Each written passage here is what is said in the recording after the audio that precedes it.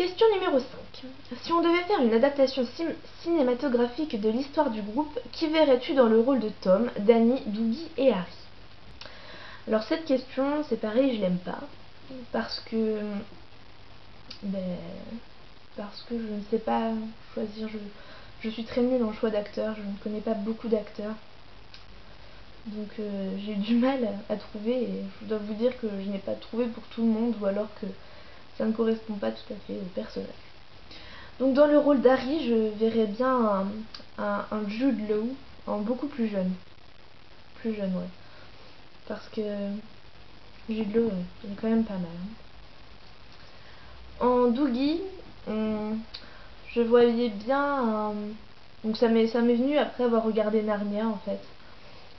En Dougie, je vois bien William Moseley, mais bien maquillé, bien coiffé, enfin pour faire un peu plus Dougie quoi.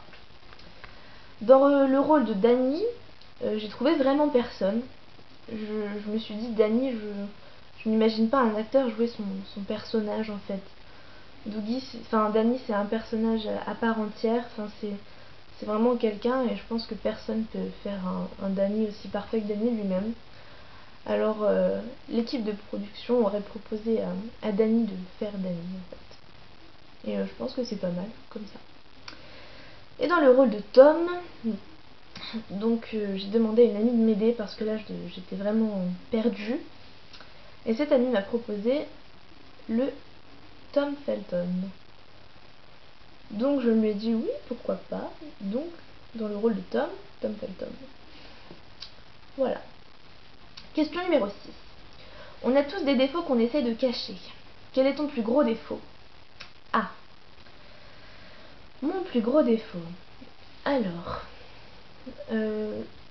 Généralement je le cache pas. Parce que j'assume complètement mes défauts. Donc mon plus gros défaut, je pense que c'est le fait d'être restée une enfant. Vraiment. Je suis une enfant à part entière. J'ai du mal à rester, à me dire que plus tard je pourrais plus rigoler comme je rigole aujourd'hui pour des sujets aussi puérils ou autres.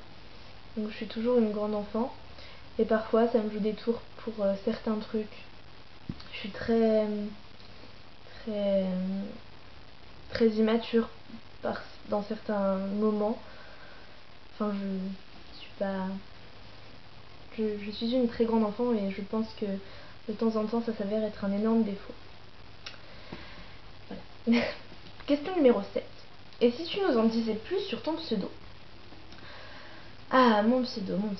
Alors, mon pseudo, c'est un pseudo qui me colle à la peau depuis bien 4 ou 5 ans. Oui, il commence à faire vieux tout ça.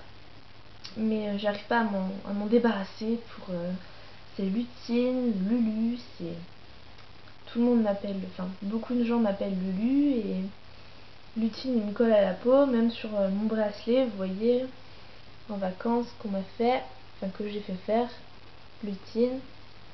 Vraiment c'est un pseudo qui me colle à la peau. Alors qu'est-ce qu'il signifie? Eh bien c'est tout bête. La façon dont je l'ai trouvé déjà, c'était sur mes premiers RPG.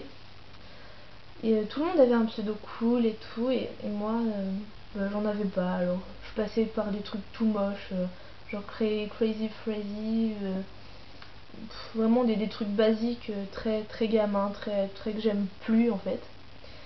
Et puis un jour je me suis dit bon peut-être falloir que je trouve quelque chose de bien. Et puis bon, je me suis dit on va dire lutin, lutine, et hop, pour faire joli on va mettre 2 i. Et maintenant voilà, et c'est resté comme ça, et je pense que je regrette pas, parce que lutine c'est vraiment quelque chose qui me définit assez bien. Je suis un petit lutin, un petit farceur, voilà. Question numéro 8. La programmation du festival de rêve pour toi ce serait quoi? Tu peux ressusciter les morts si tu le souhaites. Alors le festival idéal.